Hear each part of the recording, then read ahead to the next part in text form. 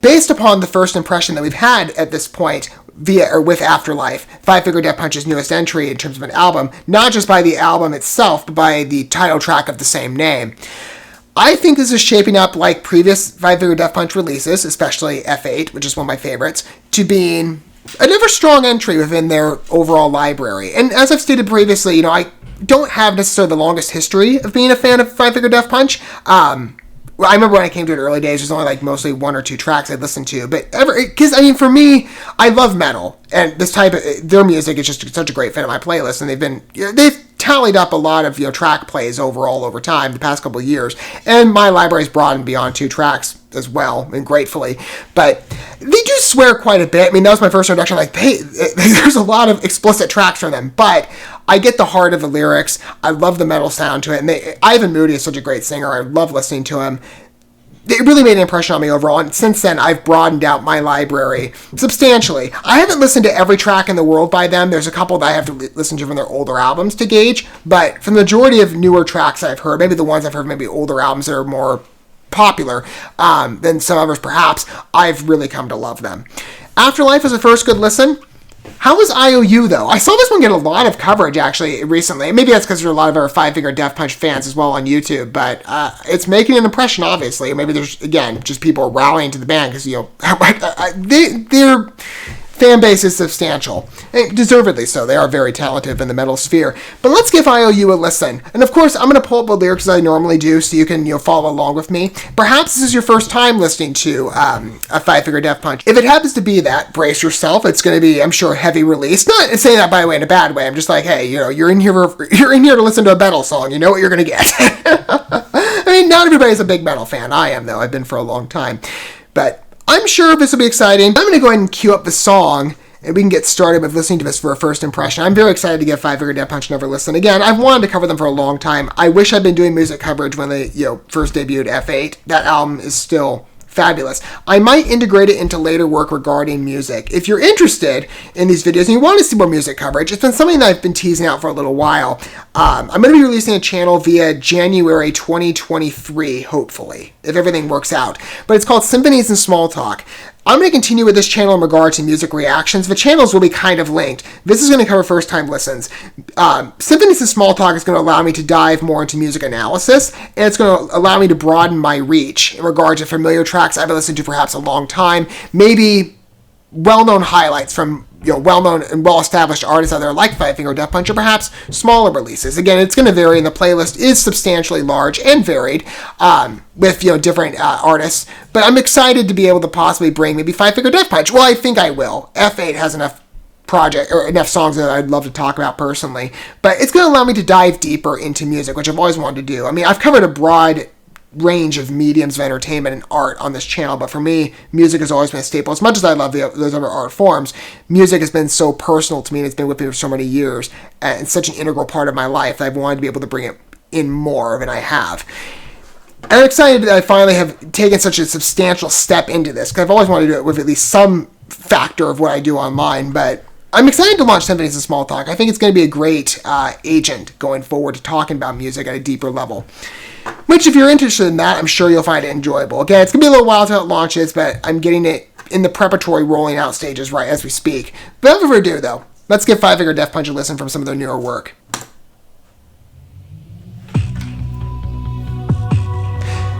Okay, that opening is actually very reminiscent of where F8 went. I wish someone would wake me, because I can't sleep at all. Bit softer, but again, it had that more ominous, harsher edge. Auditioned all the endings, I find it hard to tell. Is it better to serve in heaven or better to reign in? Ivan's got such a distinctive voice. Who doesn't love it?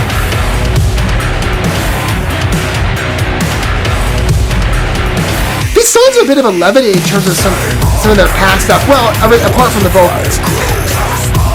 Let me just say like the tune.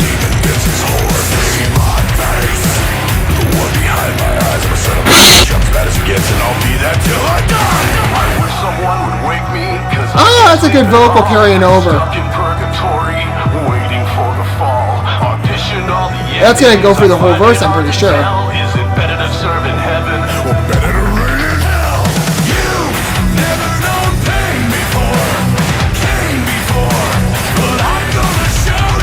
That's always a specific reference. I mean, Cain is spelled like the biblical Cain, so that's not to be missed, obviously.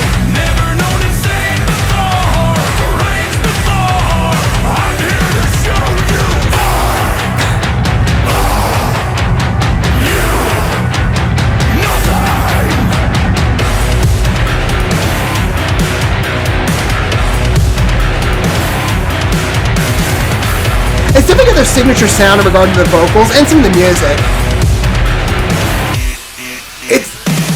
It's got a, at least in the interlude parts, it's got a bit of a lessened energy to some of the other work. I think the lyrics are good though.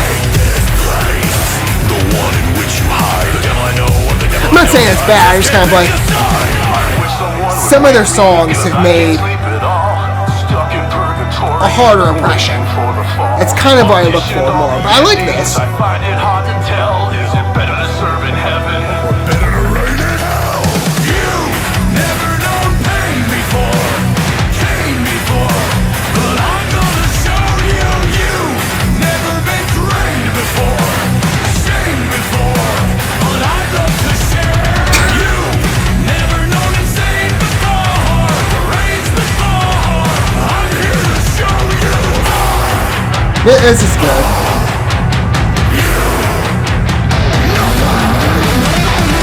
And the familiar riff that we have to break into at some point. I'm wondering, where is it going to be? I guessed right. I mean, I'm reading the lyrics again as we're going along. I'm like, okay, these O's have to come in at some point. This is, I'm sure, a great time for a break.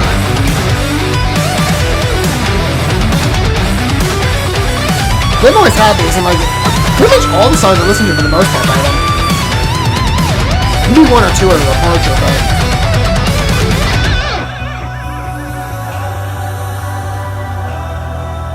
Just slight echo.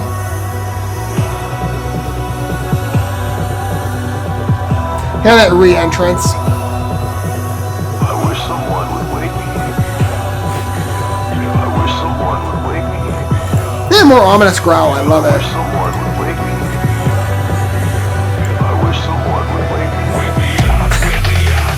You've never known pain before, Cain before, but I'm gonna show you.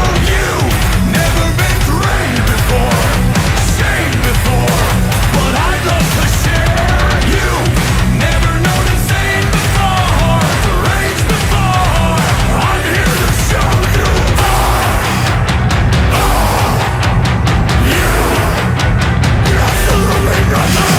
Just in case you wondered if there's any room for like, do you really do nothing? Yeah, nothing. Oh, good way to end it.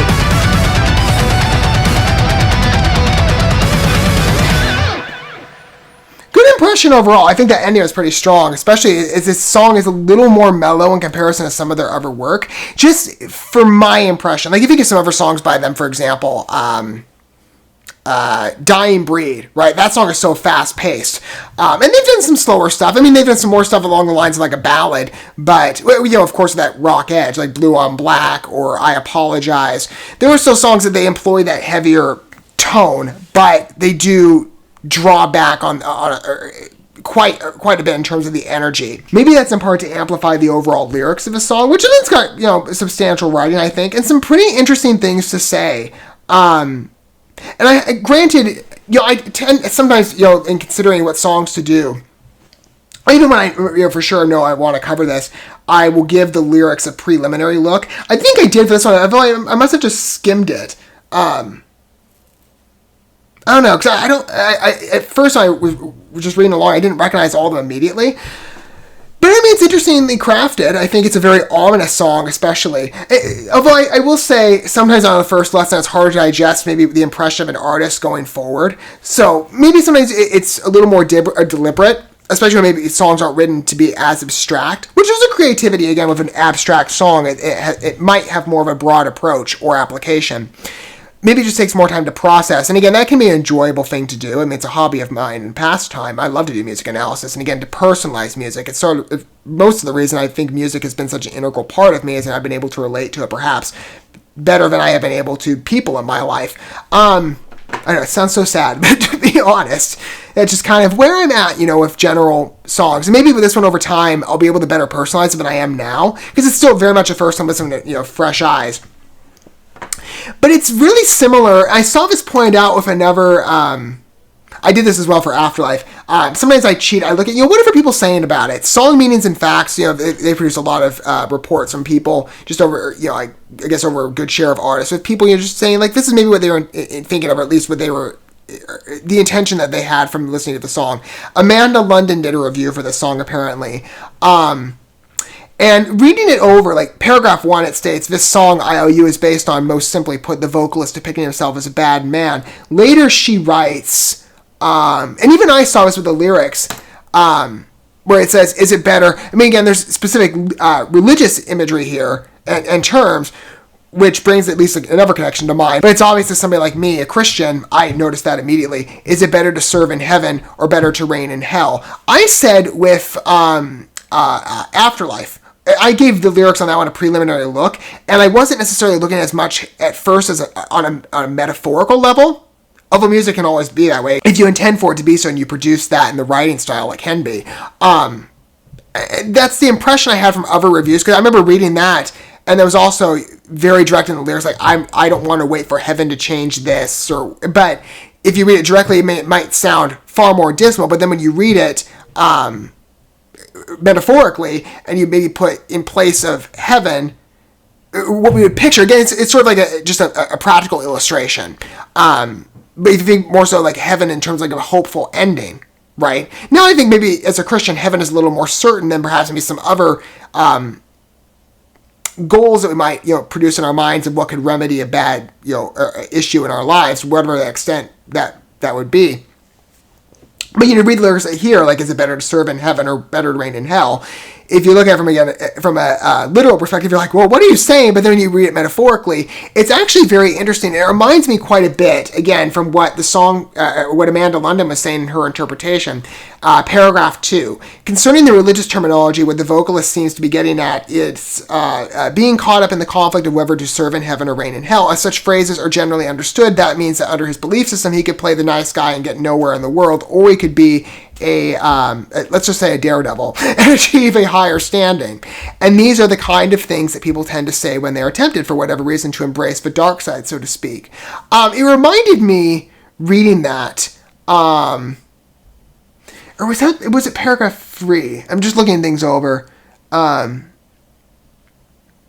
I know this one dives at a bit of a deeper level, but at least the introduction of dealing with the shift, the dual nature, right, of where man could go, good or bad, right? There's dual natures at play. I mean, if you're a Christian or somebody who's knowledgeable on biblical theology, I'm sure you're familiar with the concept then that man is fundamentally broken, just being born into an imperfect world stained by sin, right? But no matter how much we might try and be good, because we live in broken bodies and in a broken situation, that perfection can never be fully achieved until full redemption has taken effect via God.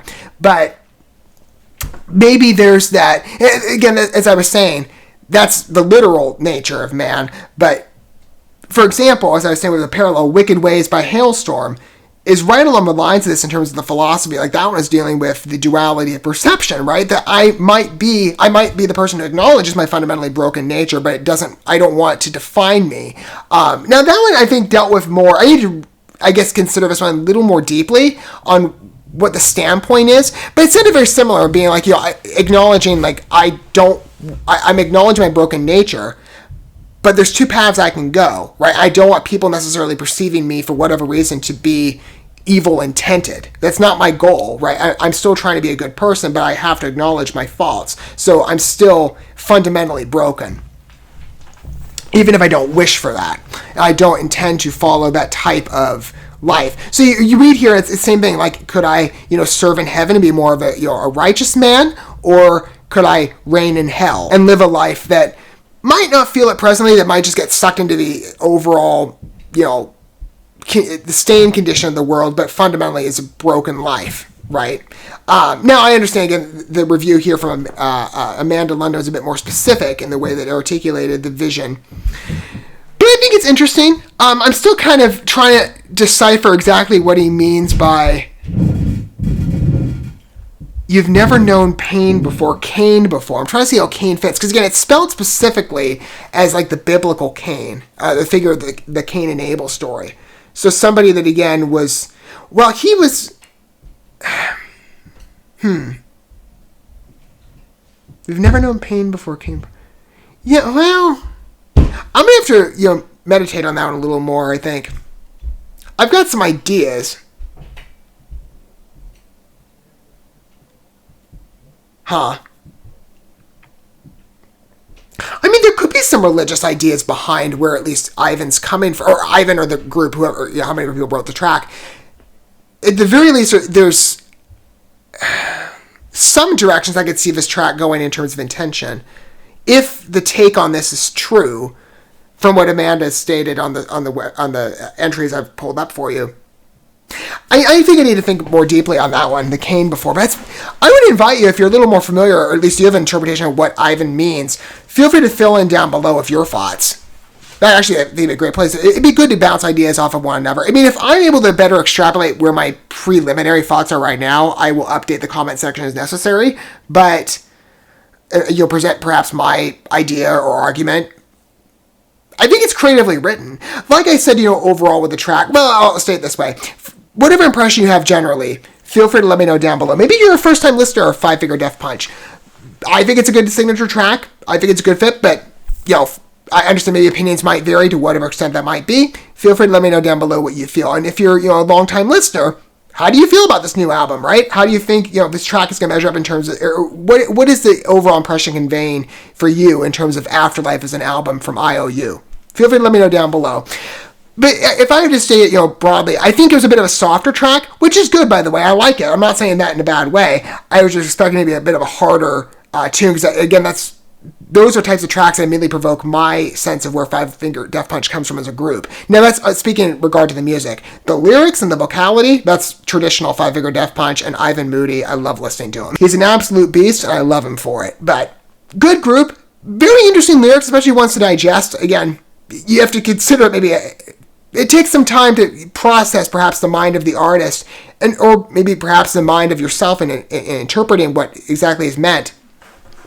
But I think it's a creative track. I think it's good. I think it's enjoyable. And in my opinion, it paints a pretty solid impression as to the quality of Afterlife, which I think will fit very well into the library of Five Finger Death Punch going forward. And if there are any, new singles released in the time between this and the release date, I will definitely cover them. I absolutely love listening to Five Finger Death Punch, and I would love to be able to listen to them more on this channel. Thank you so much for watching this video. Before you bounce, feel free to drop a like and comment, subscribe to this channel with a ding on the bell, and share this video with your friends. And consider checking out the description here. There you'll find links to my other channels, as well as addresses to my other social media accounts and ways you can help support my work if you feel so inclined. May God bless you, and looking forward to when our paths cross again.